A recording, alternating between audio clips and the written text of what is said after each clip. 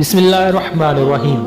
حضرت ابو سعید رضی اللہ عنہ سے روایت ہے کہ سرور کائنات صلی اللہ علیہ وسلم نے فرمایا، لوگوں لذتوں کو ختم کرنے والی موت کو یاد کیا کرو۔ قبر ہر دن اپنے مردوں سے خطاب کرتے ہوئے اعلان کرتی ہے، میں غربت و تنہائی کا گھر ہوں، مٹی اور کیڑوں کا گھر ہوں۔ جب مومن کو دفن کیا جاتا ہے تو قبر اس کو مرحبا کہتی ہوئی خوشخبری سناتی ہے کہ میری پشت پر چلنے والوں میں تو بڑا محبوب تھا، آج میں تیری ہو گئی اور تو میری طرف آ گیا، تو اب میرے احسان کا بدلہ دیکھ لے گا۔ یہ کہہ کر قبر تا حد نگاہ کشادہ ہو جاتی ہے اور جنت کا دروازہ کھلا نظر آتا ہے۔ ایک دوسری حدیث میں ہے، حضرت ابو ہریرہ رضی اللہ تعالیٰ عنہ کا بیان ہے کہ رسول مقبول صلی اللہ علیہ وسلم ایک جنازہ میں شریک ہوئے، میں بھی آپ کے ہمراہ تھا۔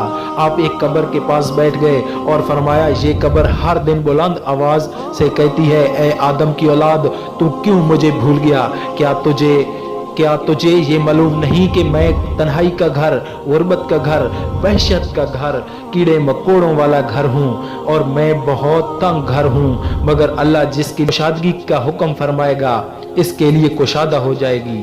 اور اس کے بعد آن حضرت وسلم نے فرمایا، قبر یا تو جنت کا ایک چمن ہے یا آگ کا ایک تنور ہے۔